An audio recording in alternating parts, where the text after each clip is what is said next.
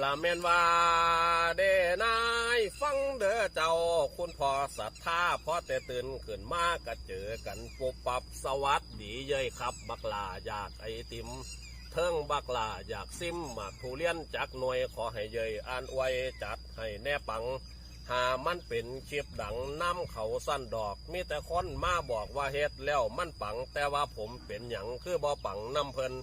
ว่าแล้วผมนี่ก็เลยออกเสือนร้องเบิงจากข้าว